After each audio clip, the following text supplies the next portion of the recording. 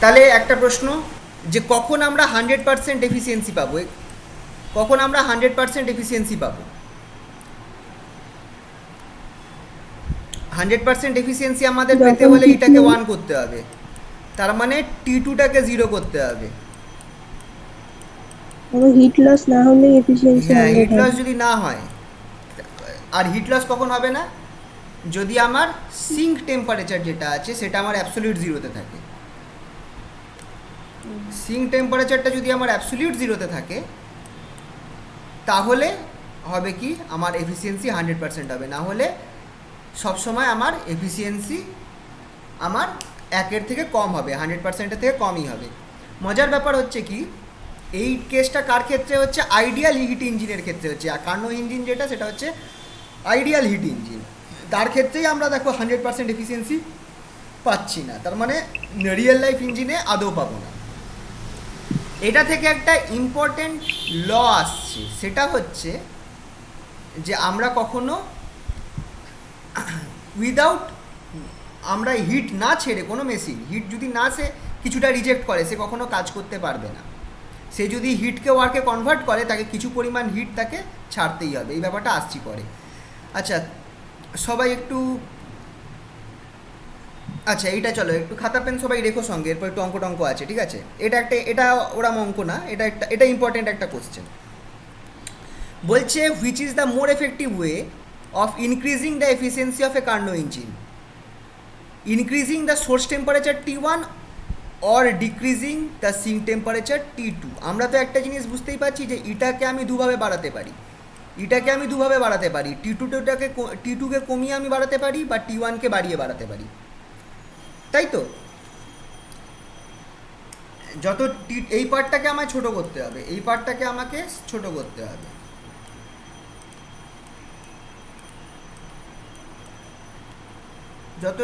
এই পার্টটা যত আমার ছোট হবে, তত আমার চান্স আছে আমার এফিসিয়েন্সি বাড়ার। তো কী করে ছোট করা যেতে পারে? T1কে কমালাম, বা T1কে বাড়ালাম, বা T2কে কমালাম, দুটোই প্রসেস হবে। কিন্তু কোনটা মোর এফিসিয়েন্ট? তো এই প্রশ্নটা ইম্পর্টেন্ট প্রশ্ন, 2 নম্বরের প্রশ্ন, ঠিক আছে? কি করব? আমি আগে dependence of efficiency on T1 সেটা বার করব। কিভাবে বার করব? ডি ইটা ডি T1, ডি ইটা ডি T1। এটাকে আমি মডিউলাসের মধ্যে রেখেছি, মানে আমি শুধু পজিটিভ ভ্যালুটাই নেব। তো ইটাটা কি? এইটা T1 দিয়ে তুমি যদি ডেরিভেটিভ করো, তুমি কি পাবে? T2/T1² পাবে, তাই তো? তাহলে যখন আমি ইটা T1-এর ওপর কীভাবে নির্ভর করছে? T2/T1², এইভাবে নির্ভর করছে। নেক্সট আমি কি করব? Dependence of efficiency on T2, সেটা বার করব। সেটা হবে কি? ডি ইটা ডি T2, এই পার্টটা। এটাকে যখন তুমি ডিফারেন্সিয়েট করবে, তখন তুমি কি পাচ্ছ? তুমি অ্যাকচুয়ালি পাচ্ছ -1/T1, -1/T1 পাবে। কিন্তু যেহেতু আমি মডিউলাস নিয়ে নিয়েছি, তাই জন্য আমার এটা প্লাসই হয়ে যাচ্ছে। যেহেতু আমার এখানে শুধু ভ্যালুটা দরকার, তো 1/T1 পাচ্ছি। তো খেয়াল করে দেখো, একটা কেসে তুমি পাচ্ছ T2/T1², আর অন্য কেসে পাচ্ছ 1/T1। Obviously T2 is less than T1, T1। তাহলে কোনটা আমার, যদি T2টা আমার T1-এর থেকে ছোট হয়, তাহলে এই দুটোর কেসের মধ্যে থেকে কোনটা আমার ছোট হওয়া উচিত? এই দুটোর মধ্যে থেকে খেয়াল প্রথমেরটা। করে দেখো, আমার এই পার্টটা ছোট হওয়া উচিত, কারণ নিচে আমার T1² আছে, বেশি আছে। তুমি একটা কাজ করতে পারো, ওপর নিচে তুমি T1 গুণ করে দাও, তাহলে তুমি এই সাইডে দেখো কি পাচ্ছ? T1/T1² পাচ্ছ। তাহলে যেহেতু আমার এখানে T2 আছে, এখানে T1 আছে, আর T2 is less than T1, তাহলে আমার এই জিনিসটাই লেস হচ্ছে। T2/T1² is less than 1/T1। এই জায়গাটা বুঝতে পারলে তো সবাই? হুম। এই জায়গাটা আশা করছি বুঝতে পেরেছো। জাস্ট এই ওখানে ওপর নিচে T1 গুণ করো, তাহলে তোমার দেখো নিচে T1² আসবে, ওপরে T1 চলে আসবে। এবার যেহেতু T2 is less than T1, তাই জন্য এই জিনিসটাও আমার লেস হবে। তার মানে আমার obviously d eta by dt is less than d eta by dt two, মানে আমার টি টু এর ওপর ডিপেন্ডেন্সটা বেশি, ইটার ডিপেন্ডেন্সটা টি টু এর ওপর বেশি, এই ডিপেন্ডেন্সটা বেশি বড়।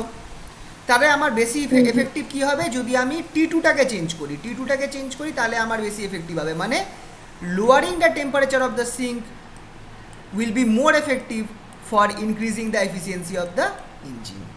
ঠিক আছে, তো এটা একটা 2 নম্বরের প্রশ্ন, থিওরিটিক্যাল প্রশ্নই আসে এটা। ঠিক আছে, তো আশা করছি কোনো অসুবিধা নেই। আচ্ছা, আচ্ছা, কার্নো ইঞ্জিন কিভাবে হিন্ট দেয় সেকেন্ড ল অফ থার্মোডাইনামিক্স? এটা হচ্ছে কি যে এফিসিয়েন্সি অফ কার্নো ইঞ্জিন আমরা জানি eta equals to 1 minus Q two by Q one. এবার ইটা 100% এফিসিয়েন্ট হচ্ছে না, এক্ষেত্রে দেখাই যাচ্ছে যে ইটাটা আমার 100% এফিসিয়েন্ট হবে, মানে even in case of ideal engine, যেটা হচ্ছে আমার কার্নো ইঞ্জিন, যেটা 1/T2/T1 ফর্মুলায় থাকছে, এটাতে আমার দেখাচ্ছে কি যে ইটা আমার কখনোই 100% এফিসিয়েন্ট হচ্ছে না। একটাই কেস আছে যে এটাকে আমার 0 কেলভিন হতে হবে, কিন্তু নর্মালি তো 0 কেলভিন হয় না, 0 কেলভিন তো রিচ করা খুব মুশকিল, যেটা হচ্ছে আবার থার্ড ল। তো 0 কেলভিন তো হয় না নর্মালি, তার মানে একটা কী জিনিস হচ্ছে যে ইটা যেটা আছে সেটা আমার 100 ডিগ্রি মানে 100% কখনো হবে না। তার মানে কি বলছে যে যে কোনো ইঞ্জিন হোক না কেন সেটা আমাকে কিছু পরিমাণ হিটকে রিজেক্ট করতেই হবে।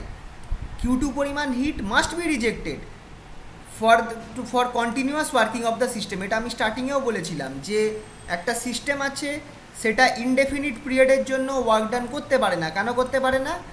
তাহলে আমার কি হবে, ইনডেফিনিট পিরিয়ডের জন্য ওয়ার্ক ডান করলে একটা টাইম আসবে যেখানে লিমিট এসে পৌঁছে যাবে, তার সিস্টেমটার কি হচ্ছে, তার স্ট্রাকচার চেঞ্জ হচ্ছে, গ্যাস হলে গ্যাসটা এক্সপ্যান্ড করছে, তো কন্টিনিউয়াস ওয়ার্ক ডান সে দিতে পারবে না, একটা জায়গায় গিয়ে সে লিমিটে পৌঁছে যাবে, তখন আমাকে কী করতে হবে, সিস্টেমটার ওপর কাজ করতে হবে যাতে সে আবার আগের অবস্থায় পৌঁছে যায়, আবার আগের অবস্থায় তাকে নিয়ে আসতে হবে।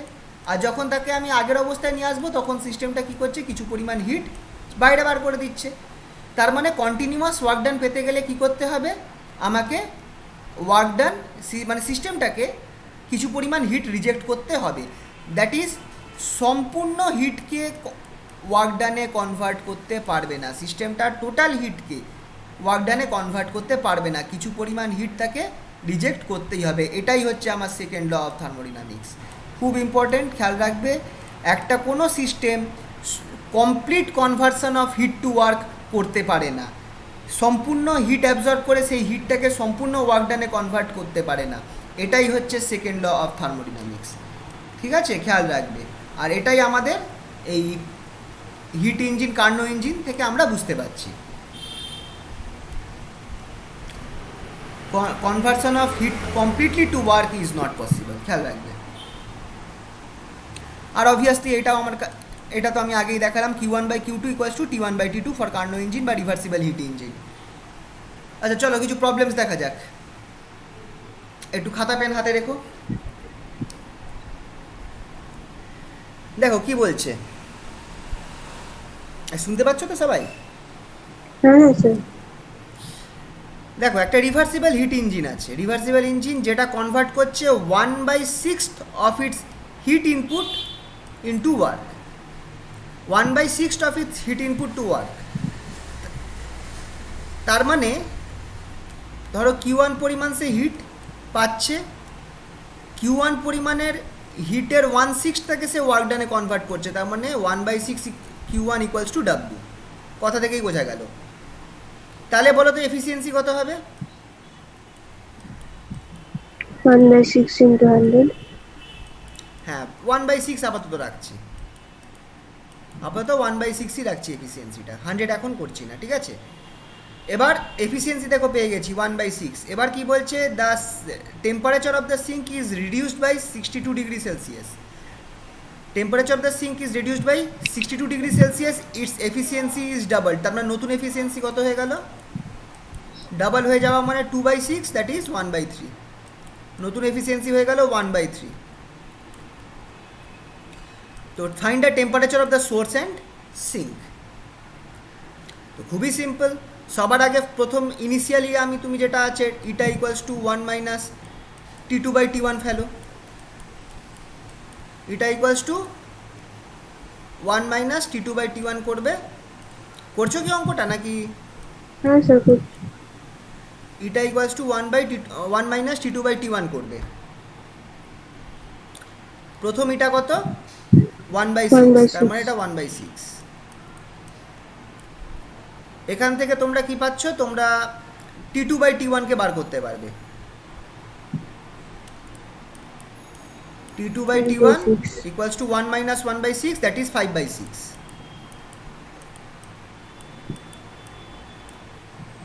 নেক্সট কি বলেছে? Change in temperature of T2 by 62 degree Celsius.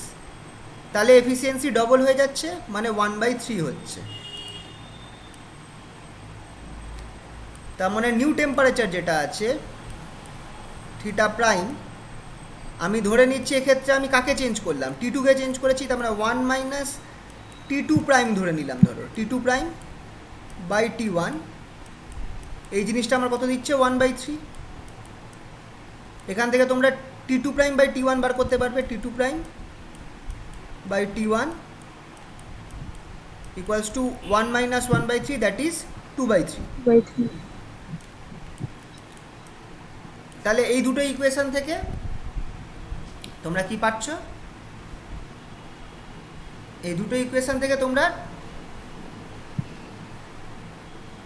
এবার খেয়াল করে দেখো আরেকটা রিলেশন আছে। T2টা কি? হ্যাঁ বলো।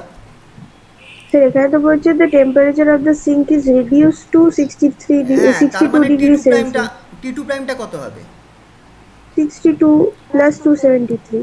না, T2 প্রাইমটা যেটা সেটা হচ্ছে আমার, খেয়াল করো, আমার রিডিউস হয়েছে। T2 প্রাইম হচ্ছে আমার T2 মাইনাস 62। তো তাহলে তো রিডিউস বাই হতো, তাহলে হচ্ছে রিডিউস টু, মানে ফাইনালি 62 হয়ে গেছে। না না না, রিডিউসড বাই হবে, এটা বাই হবে, বাই হবে। এটা এখানে ভুল আছে, এটা বাই করে দাও। হ্যাঁ, Yes. তাহলে এবার খেয়াল রাখবে যে কোনো টেম্পারেচার ডিফারেন্স সেলসিয়াসে আর কেলভিনে সেম হয়।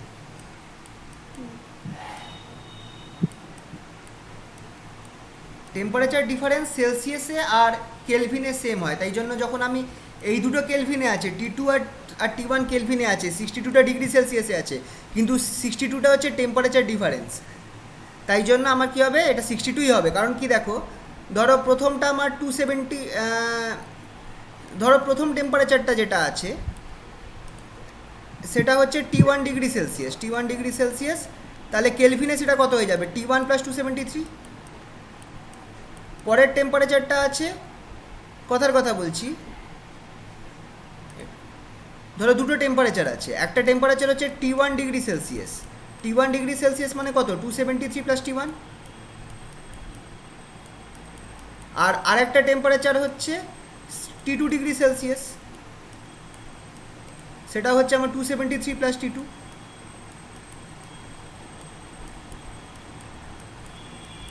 তাহলে T1 মাইনাস T2 আমার কত হবে?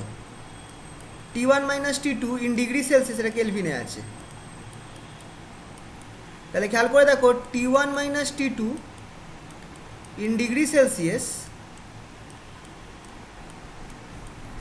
যেহেতু আমার মাইনাস করছি, এই 273 কেটে যাচ্ছে, আমি পাবো T1 minus T2 in kelvin.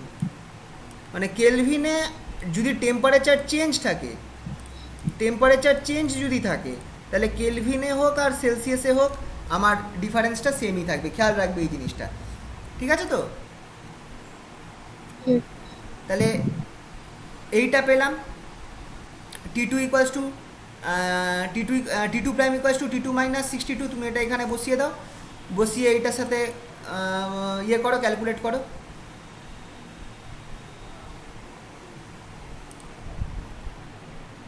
T2 প্রাইমটা বের করতে বলেছে।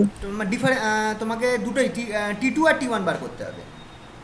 T2 আর T1 বার করতে হবে। T2 আর তো T1টা 310 কেলভিন আর T2টা, আর T1টা 372 কেলভিন। T1টা তো এইটা বেরোচ্ছে 372 বলছে, হ্যাঁ আর 372, আর 310 T2টা। T2টা ঠিক হচ্ছে। আছে ঠিক আছে ঠিক আছে ঠিক আছে ঠিক আছে। তো হুম, বাকিটা করতে পেরেছো নাকি করছো না? হ্যাঁ স্যার হয়ে গেছে। ওকে। আচ্ছা, চলো এইটা দেখা যাক, পরের টাইপের অঙ্ক। Carnot engine whose low temperature reservoir is at 7 degree Celsius. তার মানে T2 বলে দিয়েছে, T2 বলে দিয়েছে কত, 7 ডিগ্রি সেলসিয়াস। 7 ডিগ্রি সেলসিয়াস মানে কত, কত কেলভিন হবে? 3 plus 7। 380 kelvin, sorry 280, sorry 280 kelvin. 273 plus 7 280 kelvin, ঠিক আছে। বলেছে হ্যাজ এফিসিয়েন্সি 40%, তার মানে এটা কত, 0.4।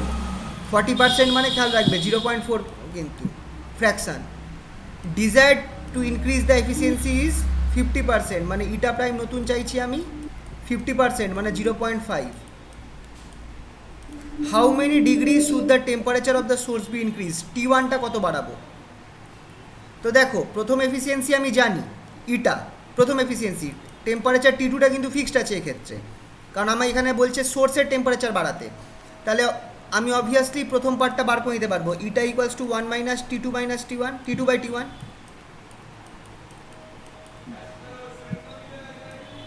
0.4 ইকুয়ালস টু 1 মাইনাস 280, এটা 1 আছে ঠিক আছে, বাই T1। তার মানে 280 by T1 equals two 0.6। 1 minus 0.4 করলাম 0.6 হলো। এখান থেকে তুমি T1টা বার করতে পারবে। T1টা দেখো কত বেরোচ্ছে, T1 ইকুয়ালস টু 280 ইন্টু 0.6, এইটা বেরোচ্ছে 466.67 কেলভিন।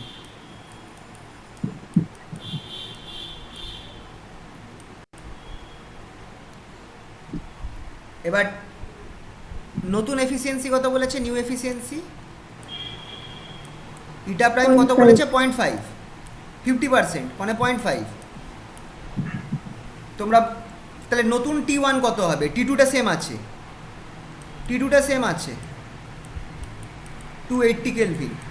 নতুন T1 বার করো, T1 প্রাইমটা বার করো কত হচ্ছে দেখো।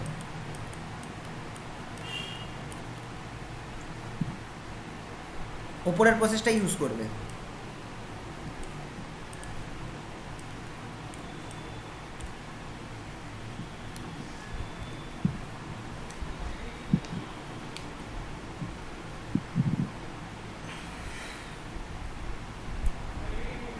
Five sixty. 560। T1টা ক্যালকুলেট করলে বেরোবে 560 কেলভিন। তাহলে আমাকে চেয়েছে কি কত পরিমাণ সোর্সের টেম্পারেচার ইনক্রিজ করতে হবে, মানে ডেল্টা টি চেয়েছে। Delta T equals to T1 prime minus T1।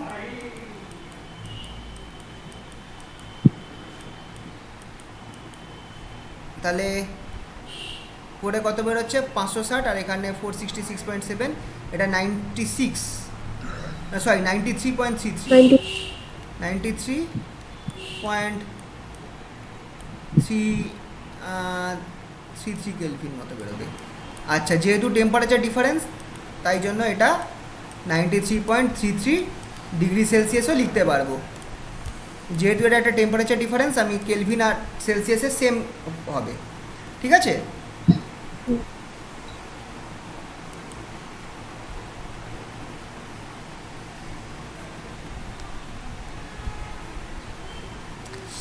আচ্ছা, এটা বেশ সুন্দর। এইটা একটা মানে বইতে দেওয়া রয়েছে, এটা অ্যাডমিনিস্ট্রেটিভ সার্ভিসের প্রশ্নটা এসেছিল। বাবা, ওদের এইসব থার্মোডাইনামিক্সের কোশ্চেন দেয়? হ্যাঁ মানে না না, ব্যাপারটা হচ্ছে অপশনাল পেপার থাকে তো ফিজিক্স, ওর মধ্যে এসেছিল। অপশনাল পেপার ফিজিক্স থাকে, ওদের অপশনাল পেপার ফিজিক্স যেটা হয় সেটা কিন্তু খুব একটা খারাপ না, মানে তোমাদের যা বিএসসিতে যেরকম প্রশ্ন আসে সেই টাইপেরই প্রশ্ন, 10 নম্বরের প্রশ্ন, তারপর ওই 5 নম্বর 3 নম্বর ওরকম প্রশ্ন, একই টাইপের প্রশ্ন আসে। সমস্যাটা কোথায় হয়ে যায় বলো তো, মানে তোমরা যদি কোনো কম্পিটিটিভ এক্সাম দাও ফিজিক্স রিলেটেড, তার মধ্যে আসবে প্রবলেম। আর যদি তোমরা এই ইউপিএসসির জন্য ইউপিএসসি দাও, ইউপিএসসিতে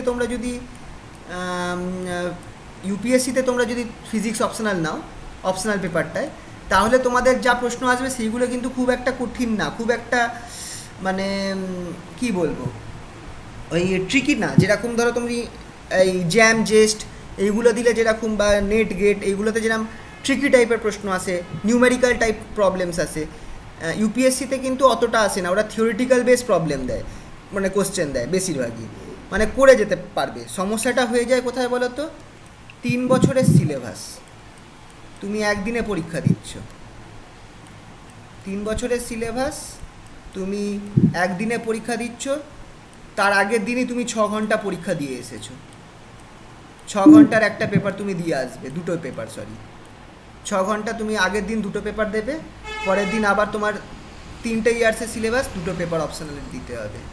হ্যাঁ, হ্যাঁ বলো বলো। সাথে গাড়িতে গুণ করলে তো 168 আসছে। হ্যাঁ বুঝতে, সাথে 35 গুণ করলে তো 168 আসছে। 168? না, মাল্টিপ্লাই কেন, ডিভাইড হবে তো কোনটা বলো তো? স্যার, ওই যে 280 দিয়ে 0.6টাকে ডিভাইড হবে। হ্যাঁ হ্যাঁ, আমি ভুল লিখে ফেলেছি, সরি, এটা ডিভাইডই হবে, ও ঠিক আছে। আমি এটা ভুল করে ফেলেছিলাম।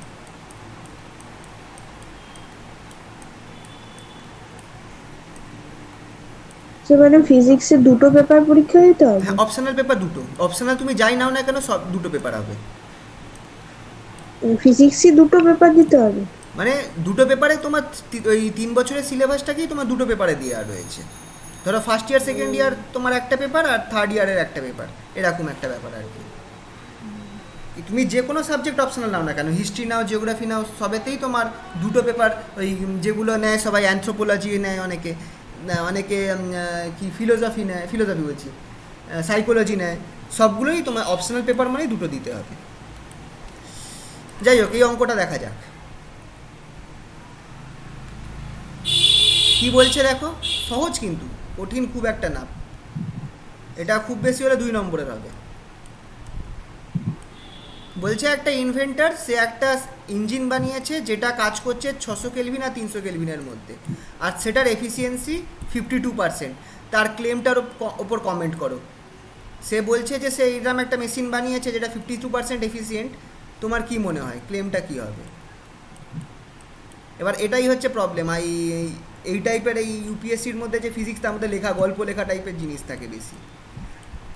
তোমরা এফিসিয়েন্সি ক্যালকুলেট করো, টেম্পারেচার দুটো বসিয়ে কত বেরোচ্ছে দেখো, এফিসিয়েন্সি কত বেরোচ্ছে দেখো, 50%। 50%। তার মানে ম্যাক্সিমাম এফিসিয়েন্সি একটা হিট ইঞ্জিন যেটা এই দুটো টেম্পারেচারের উপর কাজ করছে, তার কত হওয়া উচিত? 50%, তাই তো? আর ও বলছে যে আমার 52% এফিসিয়েন্সি আছে মেশিনটার, তার মানে ক্লেমটা ফলস, ক্লেমটা ফলস, এটা সম্ভব নয়। একটা আইডিয়াল ইঞ্জিনই যদি থাকতো, যেটা হচ্ছে কার্নো ইঞ্জিন হচ্ছে সব থেকে আইডিয়াল ইঞ্জিন, সেটা যদি আমার এই দুটো টেম্পারেচারের মধ্যে কাজ করতো, তাহলে আমার 50% এফিসিয়েন্ট হতো। আর কার্নো ইঞ্জিন হচ্ছে আমার সব থেকে আইডিয়াল ইঞ্জিন, তার থেকে বেশি, তার থেকে ভালো, মানে তার থেকে ভালো, তার থেকে বেশি এফিসিয়েন্সির কোনো ইঞ্জিন হবে না। যত প্র্যাকটিক্যাল ইঞ্জিন হবে তাদের এফিসিয়েন্সি আইডিয়াল কার্নো ইঞ্জিনের থেকে কমই হবে। তো ইনভেন্টার বলছে যে আমি তার থেকেও কার্নো ইঞ্জিন বা আইডিয়াল ইঞ্জিনের থেকেও এফিসিয়েন্ট ইঞ্জিন বানিয়ে ফেলেছি, তার যেটা 52% আমার দিচ্ছে, সেটা ফলস, ক্লেমটা ফলস। বুঝতে পারলে তো? সহজ ছিল কিন্তু, 2 নম্বরও না, এটা 1 নম্বরের। যাই হোক, ঠিক আছে, বোঝা গেল তো? এই দেখো, inventor is false, the claim of the inventor is false. ঠিক আছে, আচ্ছা, পরের পিডিএফটায় গেলাম। এবার আসবো হচ্ছে ফ্রিজ। আমরা যারা ফিজিক্স নিয়ে পড়াশোনা করি, আমরা রেফ্রিজারেটর ফ্রিজ কিভাবে কাজ করে আমরা পুরো থিওরি জানি, কিন্তু যদি আমাদের বাড়ির ফ্রিজটা খারাপ হয়ে যায় আমরা সারাতে পারবো না। যে লোকটা ফ্রিজ সারায় সে থিওরি কিছু বোঝাতে পারবে না, কিন্তু খারাপ হয়ে গেলে সারিয়ে দিয়ে যাবে। এটাই হচ্ছে দুঃখ আমাদের। অনেকটা ওই সফটওয়্যার ইঞ্জিনিয়ারদের বলে না লোকেরা যে কম্পিউটার খারাপ হয়ে গেছে ঠিক করে দেখা, সেইরকম ব্যাপার। আচ্ছা, রেফ্রিজারেটর কি? রেফ্রিজারেটর হচ্ছে, এবার কার্নো সাইকেল যেটা কার্নো ইঞ্জিন সেটাকে বলা হয়েছিল রিভার্সিবল ইঞ্জিন। খেয়াল করে দেখো, রিভার্সিবল ইঞ্জিন মানে কিন্তু ওটা ঠিক অপোজিট প্রসেসে কাজ করতে পারবে। মানে নর্মাল কার্নো ইঞ্জিন কি করে, নর্মাল কার্নো ইঞ্জিন কি করে, ও এইটা হচ্ছে স্কিমেটিক ডায়াগ্রাম। T1 টেম্পারেচার আছে, একটা হট বডি, এটা হচ্ছে আমার হট রিজার্ভার, আর T2 টেম্পারেচার হচ্ছে আমার কোল্ড বডি, যেটা হচ্ছে আমার সিঙ্ক বা কোল্ড রিজার্ভার।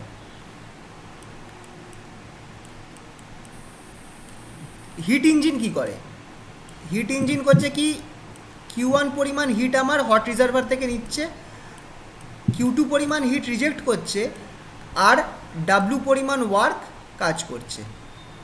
এটা হচ্ছে একটা নর্মাল হিট ইঞ্জিনের কাজ, এটা হচ্ছে আমার হিট ইঞ্জিনের কাজ।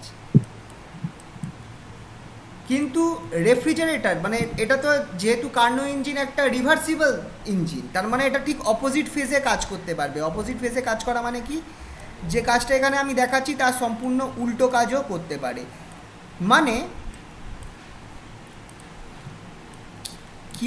কোল্ড জাংশন থেকে Q2 পরিমাণ সে হিট টানতে পারবে, কোল্ড জাংশন থেকে বা কোল্ড যে রিজার্ভার আছে সেখান থেকে সে Q2 পরিমাণ হিট টানতে পারবে, আর Q1 পরিমাণ হিট সে হট জাংশনে ট্রান্সফার করবে।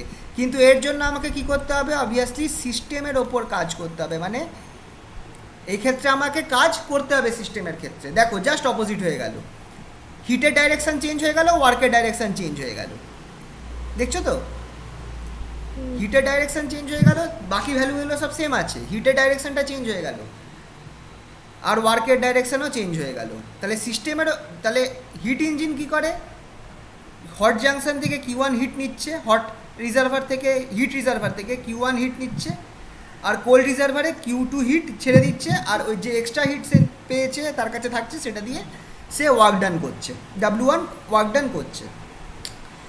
রেফ্রিজারেটর কি করছে, যখন তাকে বাইরে থেকে ওয়ার্ক দেওয়া হচ্ছে, বাইরে থেকে W ওয়ার্ক দেওয়া হচ্ছে, তখন সে কী করছে, সেই ওয়ার্কটা নিয়ে সে Q2 যেটা যে কোল্ড যে রিজার্ভার আছে, সিঙ্ক যেটা কোল্ড রিজার্ভার, সেখান থেকে সে হিট টানতে পারছে, Q2 পরিমাণ হিট টানতে পারছে, আর সেটাকে কোথায় পাঠিয়ে দিচ্ছে, Q1 এ পাঠিয়ে দিচ্ছে। খেয়াল করে দেখো এক্ষেত্রে ফর্মুলাগুলো সেম হবে। যে হিটটা সে ট্রান্সফার করছে হট জাংশনে সেটা হচ্ছে আমার Q2 হিট প্লাস W।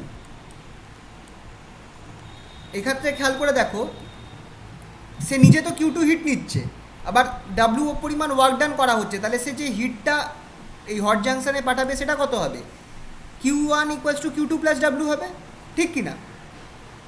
তার মানে দেখো সেই একই ফর্মুলা হয়ে গেল, W কিন্তু আমার Q1 মাইনাস Q2, সেই একই ফর্মুলা হয়ে গেল, কিন্তু W equals to Q1 minus, ঠিক আছে তো? স্যার এটা কি শুধু কার্নো ইঞ্জিনেই পসিবল যে কোল্ড থেকে হিট টানছে? না না, এটা তো রেফ্রিজারেটর। দেখো কার্নো ইঞ্জিনটা এখানে যে কোনো হিট ইঞ্জিন, এটা মাথায় রাখবে, যে কোনো হিট ইঞ্জিন সেটা কি করতে পারে, আমার হিট থেকে ওয়ার্ক ডান করতে পারে। Any heat engine can do work using heat, কিন্তু তাকে কি করতে হবে, কিছু পরিমাণ হিটটাকে ছাড়তে হবে, কিছু পরিমাণ হিটটাকে রিজেক্ট করতে হবে। এবার কার্নো ইঞ্জিন হচ্ছে হিট ইঞ্জিনের আইডিয়াল কেস, যার এফিসিয়েন্সি সব থেকে ম্যাক্সিমাম হবে, ঠিক আছে তো? একইভাবে যে কোনো রেফ্রিজারেটর কি করতে পারে, আমাদের যে বাড়ির রেফ্রিজারেটর কথাই ভেবে দেখো, তারা কি করতে পারে, তারা কোল্ড জায়গা থেকে, এবার দেখো হিট ট্রান্সফার কোথায় হয়, খেয়াল রাখবে হিট কিন্তু সবসময় গরম থেকে ঠান্ডায় ট্রান্সফার করছে, হাই টেম্পারেচার থেকে লো টেম্পারেচারে ট্রান্সফার করে হিট।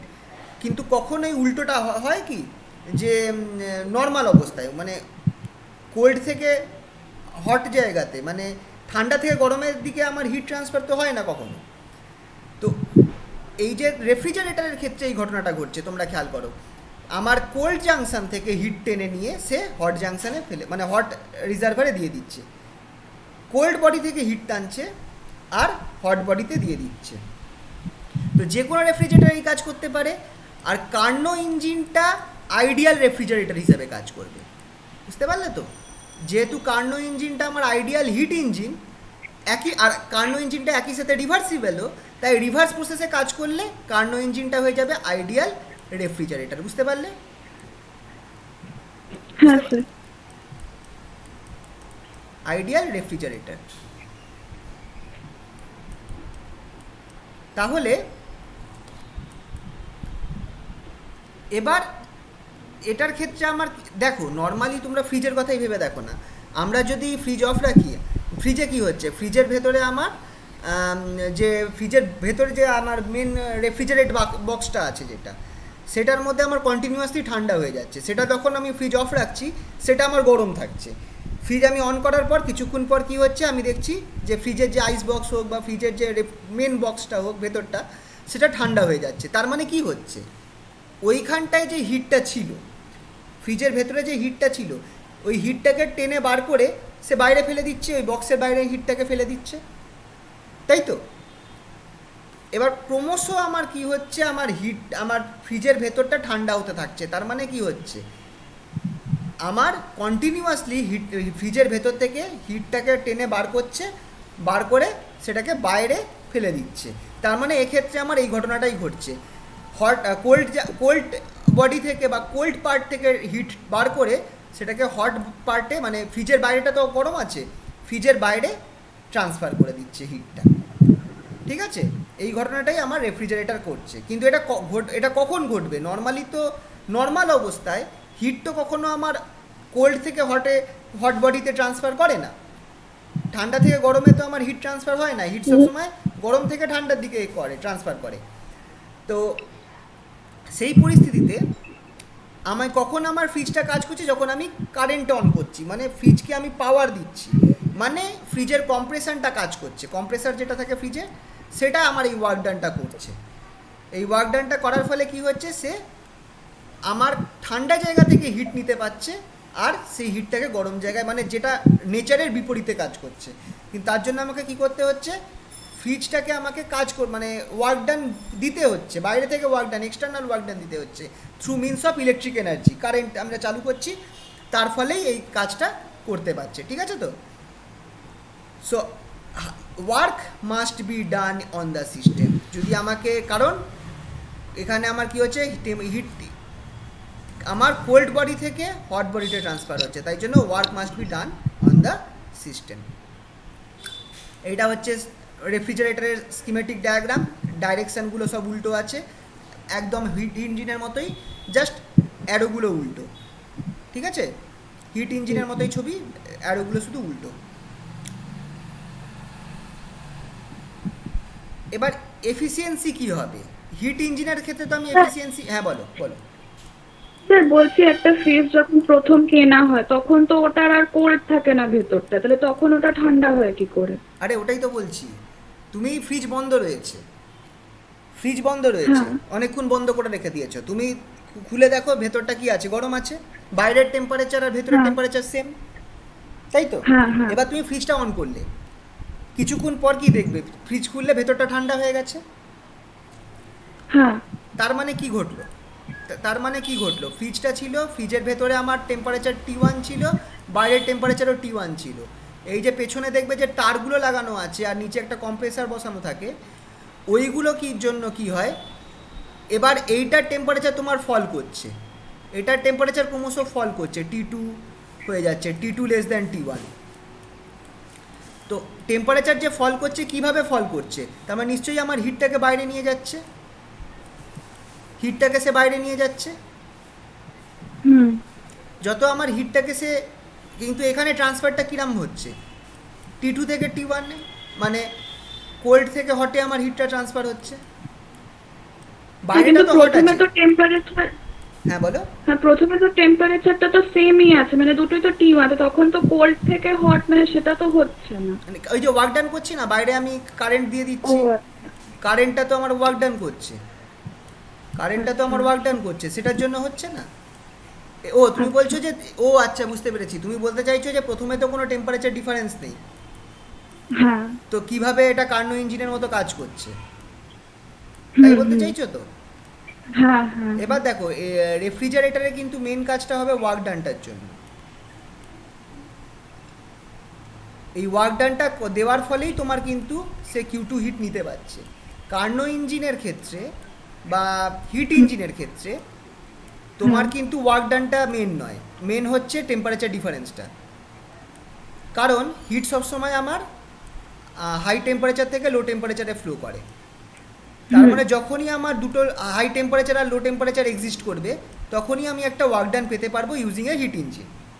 বুঝতে পারলে তো? আচ্ছা তার মানে এক্ষেত্রে আমার টেম্পারেচার ডিফারেন্সটা মেন, কিন্তু রেফ্রিজারেটরের ক্ষেত্রে ওয়ার্ক ডানটা মেন। যদি না আমি ওয়ার্ক ডান দিই, আমি কিন্তু এই হিট ট্রান্সফার পাবো না, মানে এখানে আমি হিট ট্রান্সফার করাচ্ছি ওয়ার্ক ডান দিয়ে। আর হিট ইঞ্জিনে আমার টেম্পারেচারের ডিফারেন্স থাকার জন্য আমি ওয়ার্ক ডান করাতে পারছি। আচ্ছা বুঝতে পারলে তো? এই জন্য তুমি এই যে হিট ইঞ্জিনের একটা এক্সাম্পল হচ্ছে যে কয়লার যে রেলগাড়িগুলো হতো, পুরনো রেলগাড়িগুলো যেগুলো, সেখানে কি হতো, তুমি কন্টিনিউয়াস তোমাকে আগুনের মধ্যে কয়লা দিয়ে যেতে হবে। ওটা একটা বয়লারে যেত, বয়লারটা স্টিম তৈরি করতো, সেই স্টিম দিয়ে স্টিম ইঞ্জিন, ওই স্টিমটা কী করতো আমার রেলগাড়িটাকে মানে চাকাগুলোকে মুভ করতে হেল্প করতো আর কি। ওর সিস্টেম পুরো আলাদা, কিন্তু যদি থার্মোডাইনামিকভাবে ভাবো, থার্মোডাইনামিক্সের আইডিয়া হিসেবে ভাবো, এখানে একটা টেম্পারেচার ডিফারেন্স থাকছে। তুমি ওই বয়লারে কন্টিনিউয়াসলি কয়লা দিচ্ছ, তার মানে গরম হচ্ছে ওই জায়গাটা, ওই বার্নিং চেম্বারটা, কম্বাসন চেম্বারটা আমার হায়ার টেম্পারেচারে রয়েছে, আর লোয়ার টেম্পারেচার হচ্ছে বাইরের সারাউন্ডিংসটা। তার মানে এখানে একটা হিট ডিফারেন্স রয়েছে, টেম্পারেচার ডিফারেন্স রয়েছে, তার ফলে তুমি কাজটা পাচ্ছ। বুঝতে পারলে তো? হ্যাঁ আচ্ছা কিন্তু যখন আমি রেফ্রিজারেটর করছি, রেফ্রিজারেটরে আমার মেন কিন্তু ওয়ার্ক ডানটা, আমি বাইরে থেকে একটা ওয়ার্ক ডান দিচ্ছি, তার ফলে আমার কোল্ড থেকে হট বডিতে আমার হিট ট্রান্সফার হচ্ছে। বুঝতে পারলে তো? আচ্ছা, এটা তো আমার হিট ইঞ্জিনের এফিসিয়েন্সি, তো রেফ্রিজারেটরেরও একটা এফিসিয়েন্সি থাকা উচিত, সেইটাকে বলা হয় coefficient of performance. Coefficient of performance বা ফিগার অফ মেরিট, এটাকে ওমেগা দিয়ে রিপ্রেজেন্ট করা হয়, এটাকে ওমেগা দিয়ে রিপ্রেজেন্ট করা হয়। ঠিক আছে, এইটার ফর্মুলা কি? অবভিয়াসলি দেখো, হিট ইঞ্জিনে আমার মেন হচ্ছে কত পরিমাণ সে হিট এক্সট্র্যাক্ট করতে পারছে, সরি, হিট ইঞ্জিনে কি সে কত ওয়ার্ক ডান করতে পারছে ফর কত পরিমাণ তার উপর হিট দেওয়া হচ্ছে বলে। Heat input work done, work output by heat input, সেটা হচ্ছে আমার efficiency of heat engine. But coefficient of performance of a refrigerator, সেটা হচ্ছে সে কত পরিমাণ হিট, দেখো এক্ষেত্রে বললাম না যে আমার কত পরিমাণ সে হিট এক্সট্র্যাক্ট করবে, সেটা আমার আউটপুট। কত পরিমাণ হিট সে এক্সট্র্যাক্ট করছে কোল্ড বডি থেকে Q2 বাই এখানে ওয়ার্কটা আমি ইনপুট করছি, তাই কত পরিমাণ ওয়ার্ক ইনপুট করা হলো, ডাব্লুটা এখানে আমার নিচে থাকছে। ঠিক আছে, বুঝতে পারলে তো? হিট ইঞ্জিনে আমার হিটটা হচ্ছে ইনপুট, আর রেফ্রিজারেটরে ওয়ার্কটা হচ্ছে আমার ইনপুট। তাই দেখো, হিট ইঞ্জিনের Q1টা নিচে আছে, আর রেফ্রিজারেটরের এফিসিয়েন্সির জন্য আমার ওয়ার্ক ডানটা নিচে আছে, ডাব্লুটা নিচে আছে। আর তাই ডাব্লু ওয়ার্ক ডানের জন্য সে Q2 পরিমাণ হিট কোল্ড বডি থেকে এক্সট্র্যাক্ট করতে পারছে। তো omega equals to Q2 by W, W কত? Q1 মাইনাস Q2 বসিয়ে দাও, তাহলে এটাকে তুমি এইভাবে লিখতে পারো Q2 by Q1, Q2 by Q1 by 1 minus Q2 by Q1। এবার Q2 আর বাই Q1টাকে তুমি কি লিখতে পারো? যেহেতু এটা আমার কার্নো ইঞ্জিন নিয়েই কাজ করছি, কার্নো ইঞ্জিনই রেফ্রিজারেটরের হিসাবে কাজ করছে, তুমি Q2 by Q1কে T2 by T1 লিখতে পারো। এটাকে যখন ক্যালকুলেট করবে, তুমি ওমেগাটা পাবে হচ্ছে T2 by T1 minus T2। এটা হচ্ছে আমার একটা কার্নো ইঞ্জিনকে বা একটা আইডিয়াল রেফ্রিজারেটরের ক্ষেত্রে আইডিয়াল রেফ্রিজারেটর। স্যার এটা তো তাহলে 1/E হয়ে গেল। হ্যাঁ, না 1/E হবে না, ভেবে দেখো।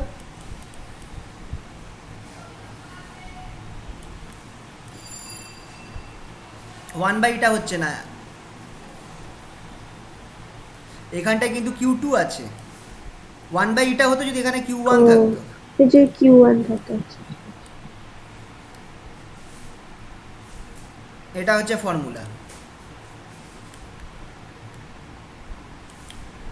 এটা দেয় relationship between eta and omega. Eta আর ওমেগার মধ্যে রিলেশনশিপ বার করতে দেয়। কি হবে, ইটা হচ্ছে আমার হিট ইঞ্জিনের এফিসিয়েন্সি আর ওমেগা হচ্ছে রেফ্রিজারেটরের কোফিসিয়েন্ট অফ পারফরমেন্স। অবভিয়াসলি এটা আমার আইডিয়াল কেসটাকেই, মানে কার্নো ইঞ্জিনের ক্ষেত্রেই নেওয়া হচ্ছে আইডিয়াল কেস। ইটা কত, 1 মাইনাস T2 বাই T1, সেটাকে তুমি লিখতে পারো T1 minus T2 by T1, ওপর নিচে T2 গুণ করো, T1 minus T2 by T2 into T2 by T1 করা যেতেই পারে। এই জিনিসটা দেখো 1 বাই ওমেগা দিচ্ছে, এই জিনিসটা আমার 1 বাই ওমেগা দিচ্ছে, আর এইটা যদি তুমি খেয়াল করো এটা আমার 1 মাইনাস ইটা দিচ্ছে। এই উপরের পার্ট যেটা আছে এটা 1 মাইনাস ইটা দিচ্ছে। তুমি এবার ক্রস ক্যালকুলেট করো, তুমি ওমেগা যেটা সেটাই পাচ্ছ 1 বাই ইটা মাইনাস 1, আর ইটা যেটা সেটা পাচ্ছ 1 বাই 1 প্লাস ওমেগা। এই দুটো হচ্ছে রিলেশন, ঠিক আছে? ঠিক আছে। তো এইটাও 1 নম্বরের প্রশ্নের মধ্যে, মানে প্রশ্নের ভেতরে প্রশ্ন থাকতে পারে। ধরো আইডিয়াল রেফ্রিজারেটরের ক্ষেত্রে তোমাকে বললো যে কত এর কোফিসিয়েন্ট অফ পারফরমেন্স কী হচ্ছে নির্ণয় করো, তারপর বলো what is its relation with coefficient efficiency of heat engine eta. এরকম 1 নম্বর, ধরো 3 নম্বরের প্রশ্ন 1 দিয়ে দিয়েছে, 3 তো না, তোমাদের 5 নম্বর প্রশ্ন থাকবে। ধরো এরকম ভেতরে 1 2 2 2.5 এরকম প্রশ্ন দিতে পারে, ঠিক আছে? এটা খুব বেশি হলে 1 থেকে 2 নম্বরের প্রশ্ন হবে, 1 থেকে 2 নম্বর।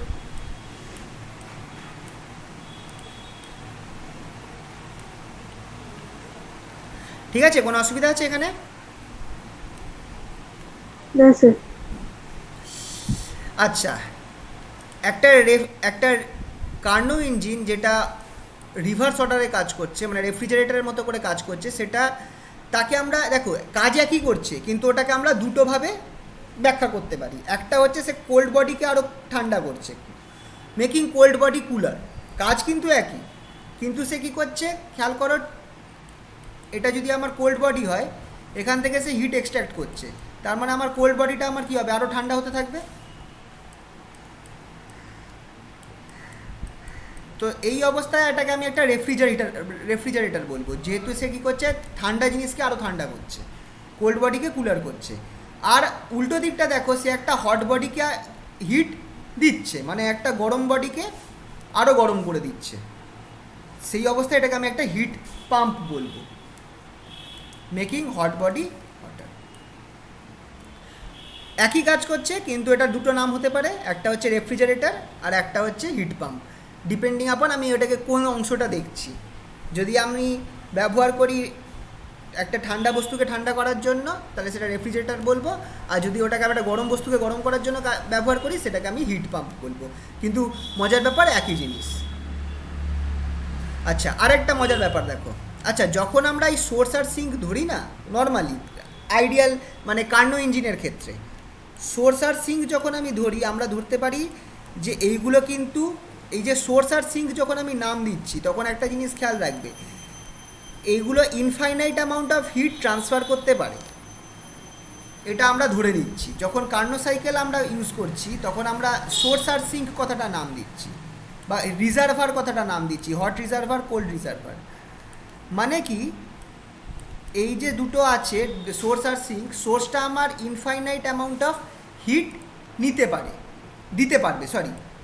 ইনফাইনাইট অ্যামাউন্ট অফ হিট সে সিস্টেমটাকে দিতে পারবে, যতই হিট দিক না কেন তার টেম্পারেচার কখনো ফল করবে না। একইভাবে সিঙ্ক যেটা আছে সেটা কি করছে, ইনফাইনাইট অ্যামাউন্ট অফ হিট সে নিয়ে নিতে পারবে। মানে এটা তো কার্নো ইঞ্জিন কি, এটা তো একটা কাল্পনিক ইঞ্জিন, তো এটা তো একটা থট এক্সপেরিমেন্ট, এটা একটা থিওরিটি, তো একটা থিওরিতে এটা।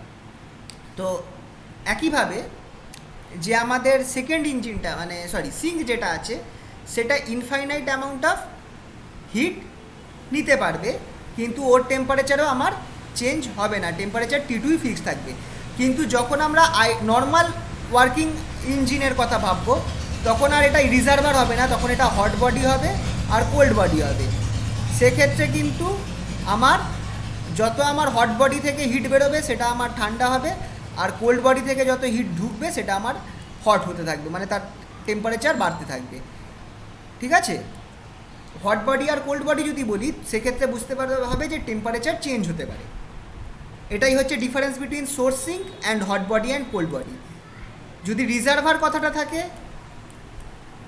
রিজার্ভার কথাটা যদি থাকে বা সোর্স বা সিঙ্ক থাকে, সোর্স বা সিঙ্ক থাকে, তাহলে বুঝবে কি ইনফাইনাইট অ্যামাউন্ট অফ হিটের এক্সচেঞ্জ হতে পারে, infinite amount of heat exchange possible. কিন্তু হট বডি কোল্ড বডি যদি বলি, তাহলে বুঝবে যে না, টেম্পারেচার চেঞ্জ হতে পারে। তো এবার এইখানে একটা কেস দেখো, এই কী বলে রেফ্রিজারেটরের ক্ষেত্রে কোফিসিয়েন্ট অফ পারফরমেন্স যেটা আছে সেটা আমার এইটা আমার ফর্মুলা T2/T1 - T2। তো যত কোল্ড বডি থেকে তুমি হিট বার করছো, যত কোল্ড বডি থেকে তোমার হিট বার করছো, তত আমার কোল্ড বডির টেম্পারেচার কী হবে? T2 ডিক্রিজ করবে, T2 ডিক্রিজ করবে, ঠিক কি না? আর T2 ডিক্রিজ করলে T1 - T2 কী হবে? ইনক্রিজ করবে।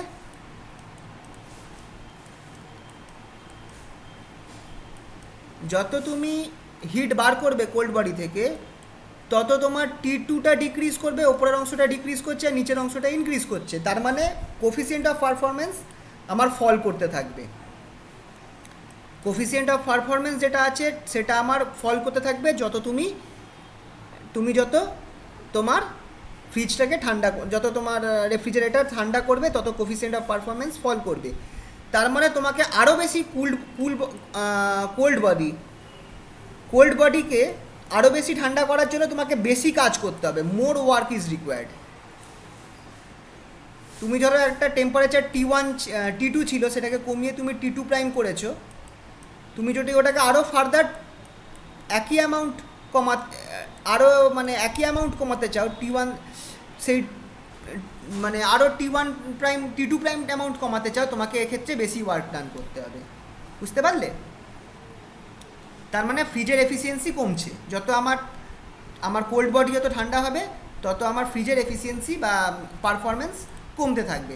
না হলে কি হতো ভাবো, তোমাদের যে ফ্রিজ রয়েছে, তার মানে একটা পয়েন্টে গিয়ে কী হবে, একটা পয়েন্টে গিয়ে ফ্রিজ কিন্তু আর ঠান্ডা করতে পারবে না, একটা পয়েন্টের বেশি ঠান্ডা করতে পারবে না। না হলে তোমার ফ্রিজের যে আইস বক্স ছাড়া যে নিচের অংশটা আছে না, সেখানেও তোমরা জল রাখলে জল বরফ হয়ে যেত। ভেবে দেখো, পুরো ফ্রিজের টেম্পারেচারটা আমার ডাউন হয়ে যাবে। আর এরম যদি পারফরমেন্সটা যদি না কমতো, তোমরা অ্যাবসলিউট জিরোতে পৌঁছে যেতে পারতে নর্মাল একটা ফ্রিজ ব্যবহার করে।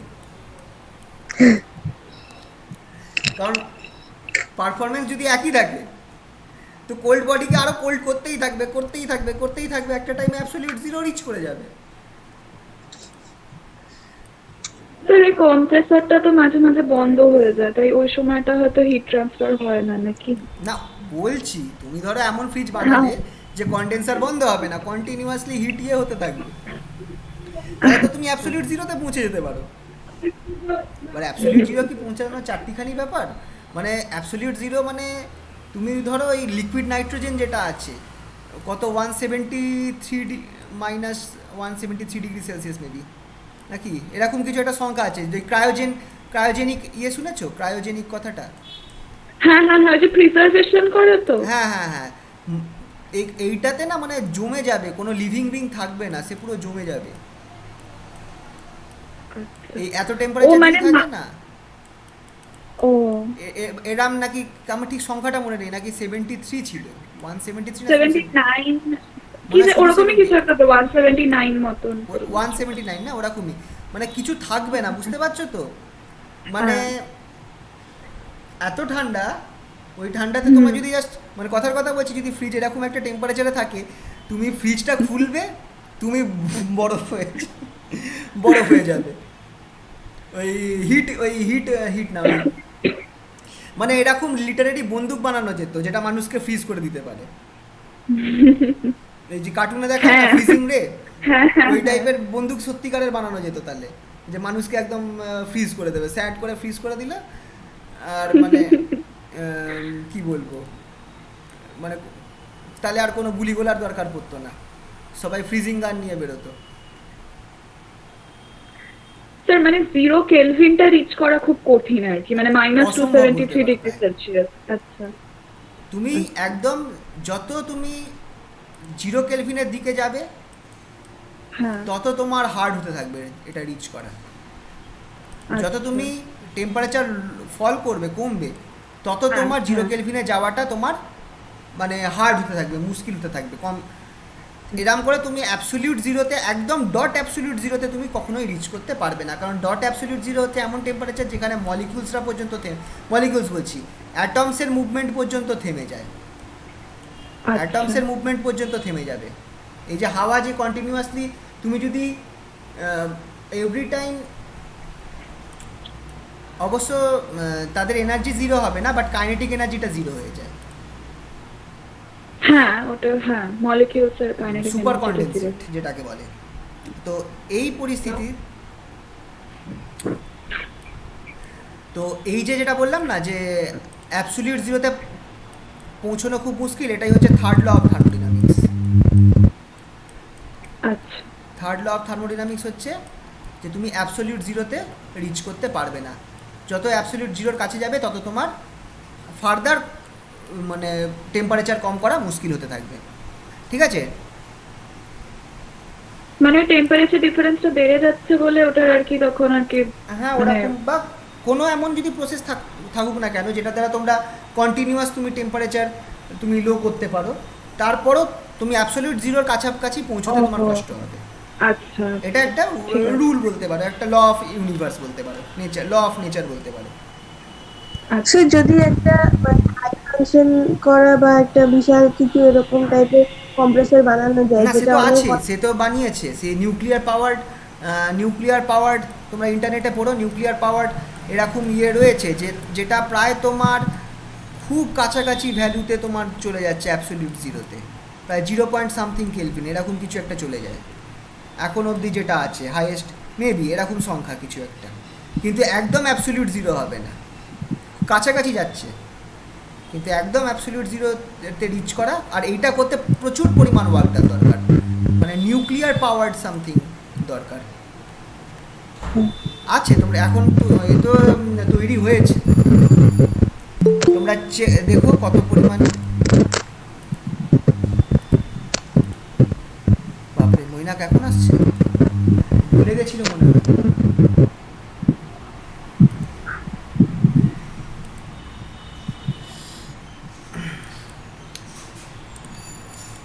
দেখো ইন্টারনেটে একবার, আমার এখন মনে পড়ছে না, ইন্টারনেটে একবার সার্চ করে দেখো জিনিসটা, এরকম একটা আছে কেস যে কত অবধি রিচ। আচ্ছা দেখা যাবে তো। চলো পরের একটা অঙ্ক করা যাক। এবার আমি আস্তে আস্তে কি বলে রেফ্রিজারেটার অঙ্কতেও ঢুকবো। দেখো কি বলছে, a Carnot engine is operated between ice point and steam point. দেখো এরম অনেক সময় হয় কি, তোমাদের একটু গুগলি দেওয়ার জন্য তোমাদের ডাইরেক্ট টেম্পারেচার না দিয়ে এরকম কোনো টার্মস দিয়ে দিতে পারে। তো কমন টার্ম হচ্ছে এই দুটো, আইস, যেমন ধরো ওই এসটিপি দিয়ে দিল, এনটিপি দিয়ে দিল, আগের অঙ্কগুলোতে দেখছিলে না এনটিপি দিয়ে দিয়েছে, এনটিপি হচ্ছে নর্মাল টেম্পারেচার অ্যান্ড প্রেসার। সেটা বুঝতে হবে যে এনটিপি মানে হচ্ছে প্রেসার হচ্ছে 1 অ্যাটমসফিয়ার, আর টেম্পারেচার হচ্ছে কত 0 ডিগ্রি সেলসিয়াস, ঠিক আছে। এরকম কেস তোমাদের দিয়ে দিতে পারে। তো এইখানেও দেখো একই কাজ করেছে, আমাকে দেয়নি, আমাকে টেম্পারেচার দেয়নি, বলছে আইস পয়েন্টে কাজ করছে, আইস মানে আইস 0 ডিগ্রি সেলসিয়াস, ঠিক আছে। আইস মানে কত 0 ডিগ্রি সেলসিয়াস, মানে 273 কেলভিন। আর স্টিম মানে তাহলে কত হবে আন্দাজ করো, স্টিম কত হবে 100 degree Celsius, 100 degree Celsius, that is 373 kelvin, ঠিক আছে। তো বলেছে কার্নো ইঞ্জিনটা আইস পয়েন্ট আর স্টিম পয়েন্টের মধ্যে কাজ করছে, রিসিভ করছে এত calories from the source, from the source, মানে এইটা কত, Q1 পেয়ে গেলাম, Q1 দিয়েছে আমার 746 ক্যালোরি। তাহলে কত ক্যালোরি রিজেক্ট করবে, কী করে বার করবে কত ক্যালোরি রিজেক্ট করবে? এফিসিয়েন্সি বার করো, ইটা ইকুয়ালস টু কত, 1 minus T2/T1। Again eta equals to 1 minus, ও এফিসিয়েন্সি বার করার দরকার নেই, দাঁড়াও Q2/Q1। তার মানে কি হচ্ছে, এই যে এই রিলেশনটাকে ইউজ করো, Q2/Q1 ইকুয়ালস টু T2/T1, এই রিলেশনটাকে ইউজ করো, T2/T1 ইকুয়ালস টু Q2/Q1। এখান থেকে Q2 বার করো।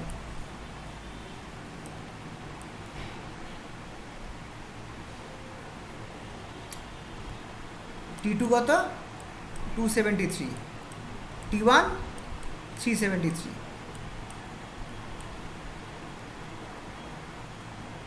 Q1টা হচ্ছে 476 ক্যালোরি।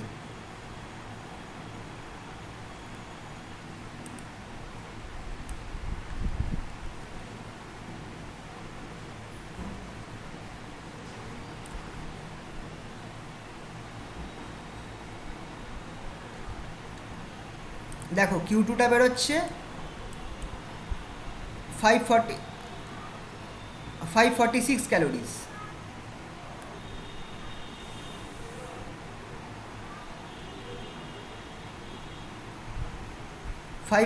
ক্যালোরিজ হচ্ছে আমার Q2। তাহলে ওয়ার্ক ডান কত হবে, Q1 minus Q2, that is 200 calories. 1 calorie হচ্ছে 4.2 জুল, দ্যাট ইজ আমার 840 জুল, 840 জুল। স্যার ক্যালোরিতে রাখলে হবে না হ্যাঁ অ্যানসারটা? রাখো, নো প্রবলেম।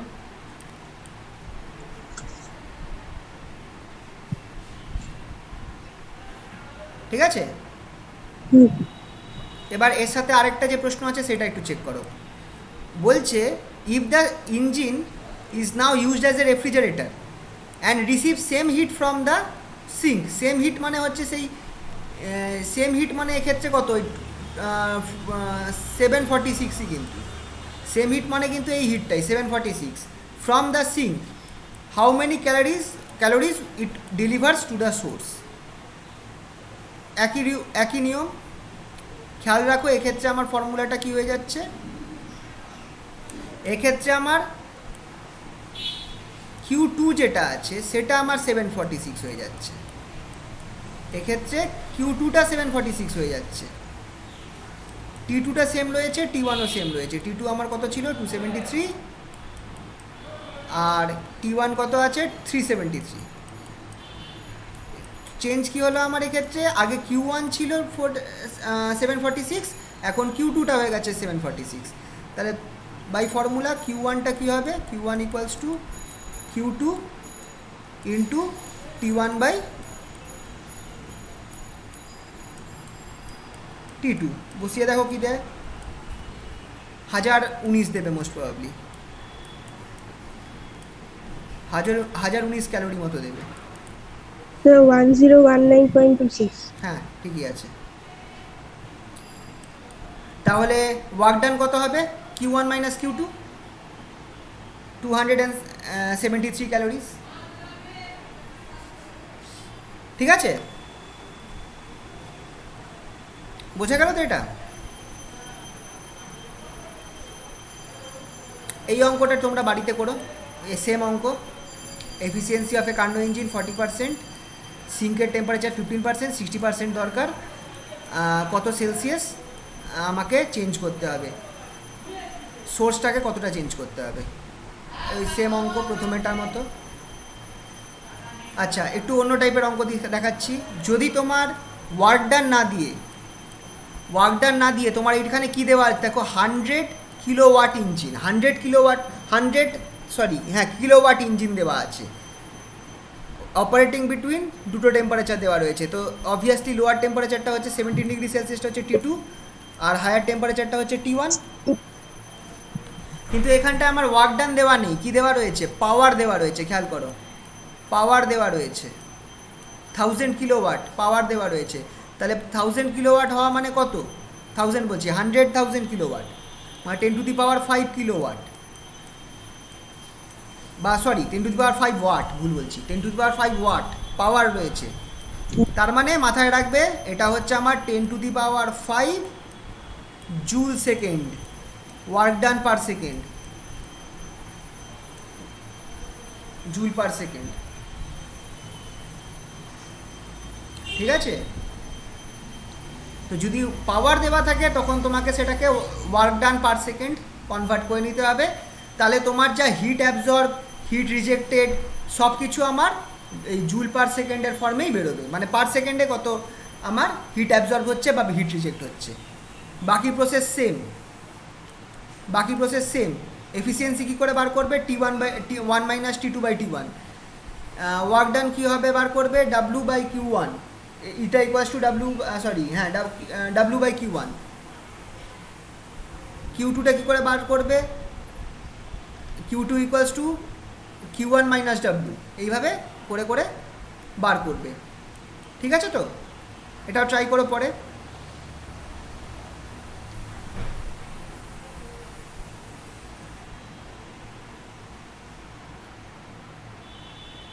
এই অঙ্কটা একটু করো তো, রেফ্রিজারেটরের অঙ্ক।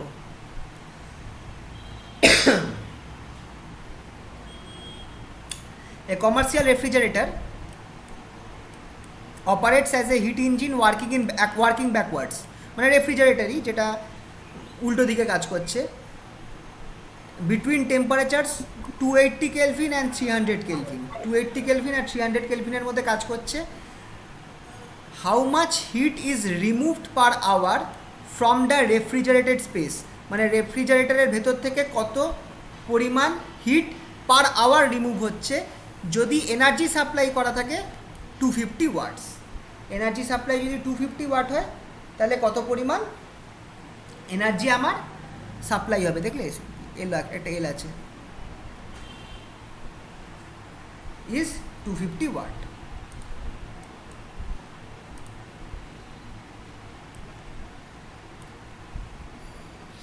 তো এখানটায় আমার আবার দেখো পাওয়ার দিয়ে দিয়েছে, পাওয়ার দেওয়া মানে তুমি কত হচ্ছে 250 ওয়ার্ক ডান কত 250 joule per second, work done যেটা সেটা হচ্ছে 250 জুল পার সেকেন্ড, এটা হচ্ছে আমার ওয়ার্ক ডানটা।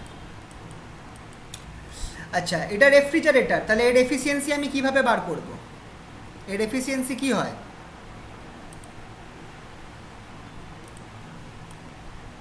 ওমেগা,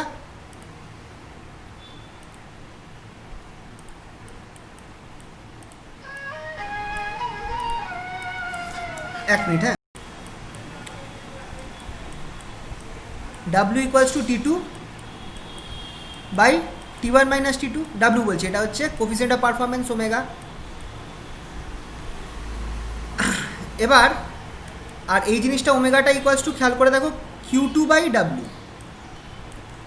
এবার তুমি বসাও T2টা কী হবে, T2টা হবে আমার 280/300 মাইনাস 280, মানে নিচে 20 হয়ে যাচ্ছে।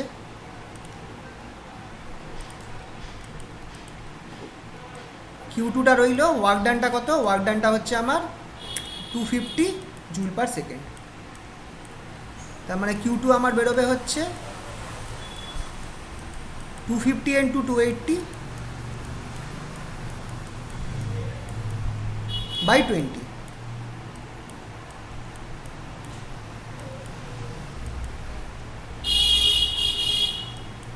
মানে এটা কেটে দিলে 14 থাকছে।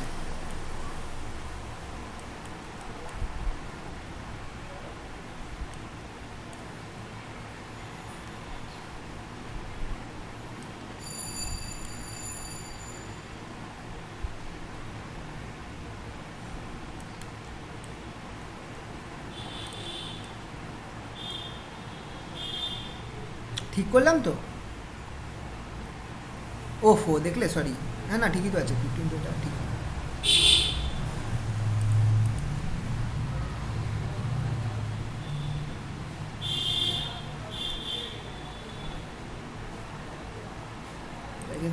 রয়েছে ওখানে? 14 তো 14 মানে হচ্ছে 0, 25 আছে, 25 4 100, 25 আছে 100, হাতে রইল 10, 25, তাহলে হচ্ছে হ্যাঁ ঠিকই আছে। তাহলে আমার Q2 কত বেরোচ্ছে? 350 joule, 3500 joule per second, 3500 joule per second. তাহলে পার আওয়ার কত হবে? পার আওয়ার কত হবে?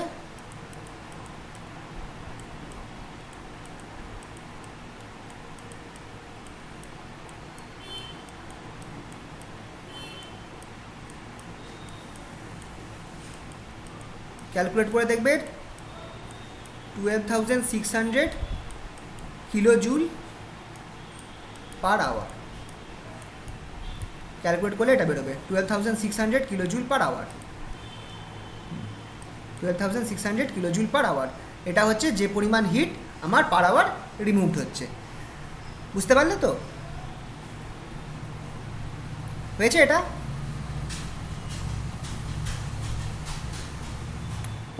হ্যাঁ স্যার হয়েছে। আচ্ছা, এটাও সেম একটা টাইপের অঙ্ক রয়েছে রেফ্রিজারেটরের ওপর, করো পরে করো। একটা কনসেপচুয়াল কোশ্চেন, তুমি যদি রেফ্রিজারেটরের দরজা খুলে রেখে দাও তাহলে কি হবে? তোমার কি রেফ্রিজারেটরটা এসির মতো কাজ করবে? তোমার কি কিচেন, যে তোমার রান্নাঘরটা বা যেখানে রেফ্রিজারেটর রয়েছে, সেটা ঠান্ডা হয়ে যাবে? সে ঘরটা কি হবে বলো? অ্যান্সার না দেখে বলো তো, একটু আন্দাজ করে। তোমার ফ্রিজ রয়েছে, রেফ্রিজারেটরটা গরম হয়ে যাবে। হ্যাঁ বলো। রেফ্রিজারেটরটা গরম হয়ে যাবে। হ্যাঁ, রেফ্রিজারেটরটা বলতে গেলে তোমার ঘরটা গরম হয়ে যাবে, কারণ তোমার রেফ্রিজারেটর কি করছে? তোমার এইখানটা থেকে ঠান্ডা হিট নিচ্ছে, ধরো Q2 হিট নিচ্ছে, আর Q1 যেটা হচ্ছে আমার Q2 প্লাস W, সেটাকে ঠিক পেছনে ছেড়ে দিচ্ছে। তার মানে একই ঘরের মধ্যে ওভারঅল কিন্তু আমার ও ঘরটাকে গরম করছে, ঘরটাকে ওভারঅল গরম করছে। কারণ এই রেফ্রিজারেটারে গরম হিটটা কোথায় ছাড়ে বলো তো? জাস্ট ব্যাকে ছাড়ে, পেছনটাই ছাড়তে থাকে। তো যদি তুমি খুলে দাও দরজা, ওভারঅল কী হবে? ঘরটা গরম হতে থাকবে। ঠিক আছে, এটা একটা কনসেপচুয়াল প্রশ্ন। তাহলে এসি কীভাবে কাজ করে? এসি খেয়াল করো, এসি কিন্তু তোমার গরম হাওয়াটা বাইরে ছেড়ে দেয়, ঘরের বাইরে। দুটো লাগাতে হয় না, একটা ভেতরে থাকে, একটা বাইরে থাকে। ওই বাইরে সে গরম হাওয়াটাকে ছেড়ে দেয়, তার জন্য তোমার এসি ওইভাবে কাজ করে। ঠিক আছে, বুঝতে পারলে তো?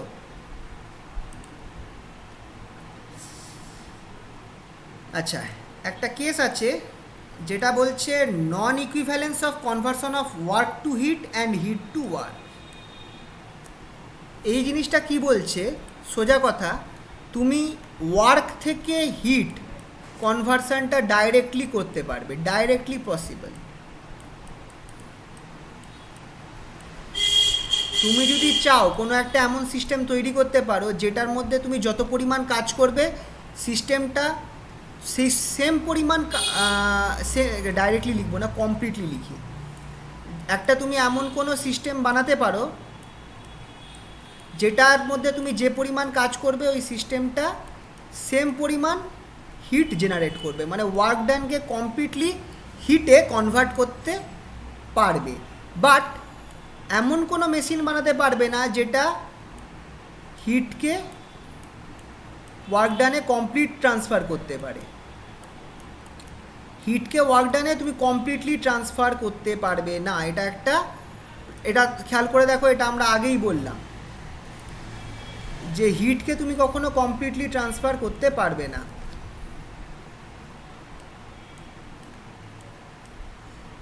কিছু পরিমাণ কী হবে? তোমাকে হিটকে রিজেক্ট করতে হবে, কিছু পরিমাণ হিট তোমাকে রিজেক্ট করতে হবে। এই যে না হলে কি হবে? ধরো যদি কোনো এমন একটা সিস্টেম হয় যে সিস্টেমে তুমি হিটকে তুমি তুমি কমপ্লিট ওয়ার্ক ডানে চেঞ্জ করতে পারছো। যেমন ধরো আইসোথার্মাল কেসগুলোটা, আইসোথার্মাল কেস যেগুলো হয়, আইসোথার্মাল কেসে কী হয় খেয়াল করে দেখো, তোমার কোনো টেম্পারেচার চেঞ্জ হচ্ছে না, মানে হিট যেটা আছে সেটা কমপ্লিটলি ওয়ার্ক ডানে কনভার্ট হচ্ছে, তাই তো? আইসোথার্মালে হিট আমার কমপ্লিটলি ওয়ার্ক ডানে কনভার্ট হচ্ছে, কিন্তু এক্ষেত্রে আমার কি হচ্ছে, স্ট্রাকচার চেঞ্জ হয়ে যাচ্ছে, আমার যে সিস্টেমটা রয়েছে তার স্ট্রাকচার চেঞ্জ হয়ে যাচ্ছে। তার মানে এখানটায় আমি কি দেখছি, যে কোনো না কোনো একটা ঘটনা ঘটবে, আইদার আমার সিস্টেমটা স্ট্রাকচার চেঞ্জ হবে, বা আমার কি হবে, হিটটা কিছু পরিমাণ হিট আমাকে রিজেক্ট করতে হবে, কিন্তু কখনোই আমি কমপ্লিটলি হিটকে ওয়ার্কে কনভার্ট করতে পারবো না। যদি বা পারি তাহলে আমার সিস্টেমের স্ট্রাকচারের চেঞ্জ হয়ে যাবে। তো এইটাই আমাকে বলছে যে complete conversion of heat into work is not possible, there will be some compensation. কাকে কম্পেনসেশন বলা হচ্ছে, যদি সিস্টেমটা হিট রিজেক্ট করে বা সিস্টেমের স্ট্রাকচার যদি চেঞ্জ হয়ে যায়, বা সিস্টেমটা যদি হিট রিজেক্ট করে, তাহলে সেই ঘটনাটাকে কম্পেনসেশন বলা হবে এক্ষেত্রে। যে যখনই আমি হিটকে ওয়ার্কে কনভার্ট করতে যাব, আইদার আমার সিস্টেমের স্ট্রাকচার চেঞ্জ হয়ে যাবে কোনো রকমভাবে, বা কিছু পরিমাণ হিট যদি সিস্টেমটাকে আবার আগের অবস্থায় ফিরতে হয়, তাহলে কি হবে, আমার তাকে কিছু পরিমাণ হিট রিজেক্ট করতে হবে। কার্নো সাইকেলে তোমরা এটা দেখেইছো, Q2 পরিমাণ হিট রিজেক্ট না করলে আমার সিস্টেমটা আবার আগের অবস্থায় ফিরছে না, তাহলে আমি কন্টিনিউয়াস ওয়ার্ক ডান পাচ্ছি না। তার মানে এখানে আমাকে কি করতে হচ্ছে, একটা কম্পেনসেশন করতে হচ্ছে। এই জিনিসটাই আমায় দিচ্ছে সেকেন্ড ল অফ থার্মোডিনামিক্স, যে আমি direct heat to work convert করতে পারবো না, আমাকে কিছু পরিমাণ হিট রিজেক্ট করতে হবে, বা সিস্টেমটা স্ট্রাকচারে হয়তো চেঞ্জ হয়ে যাবে, যদি আমার মানে কোনো রকম কম্পেনসেশন একটা থাকবে। ঠিক আছে, এবার একটা জিনিস, এইটা আমার প্রিন্সিপাল অফ এন্ট্রপিটা পরে আরও ভালোভাবে বলবো, এখানে যা শর্টে জিনিসটা বলছি, সেটা বলছে কি, যে হিট ফ্লো যখন আমার একটা, যেহেতু আমার হিট ফ্লো সবসময় কোন দিকে হয়, হট বডি থেকে কোল্ড বডির দিকে, আমার হয়। তো যখনই একটা টেম্পারেচার ডিফারেন্স এক্সিস্ট করছে, তখনই আমার একটা ওয়ার্ক ডানের পসিবিলিটি আছে। খেয়াল করে দেখো, যেহেতু হিট নর্মালি T1 থেকে একটা হট বডি থেকে কোল্ড বডিতে আমার ট্রান্সফার করছে, তার মানে যখন একটা হিট ট্রান্সফার হওয়ার সুযোগ আছে, আমি মাঝখানে একটা যদি সিস্টেম একটা বসিয়ে দিই, তাহলে আমি ওয়ার্ক ডান পেয়ে যাব। বুঝতে পারছো? যেহেতু আমার হিট সবসময় হট থেকে কোল্ড বডির মধ্যে ট্রান্সফার হচ্ছে, আমি যদি তার মাঝখানে একটা থার্মোডিনামিক ইঞ্জিন বসিয়ে দিই বা সিস্টেম বসিয়ে দিই, আমি কিন্তু ওই হিটটাকে ওয়ার্ক ডানে কনভার্ট করার পসিবিলিটি আছে। কিন্তু যেমনি আমার এই হিট ট্রান্সফারটা হতে থাকবে, আমার এই দুটো টেম্পারেচার আমার চেঞ্জ হবে, T1টা কমবে, T2টা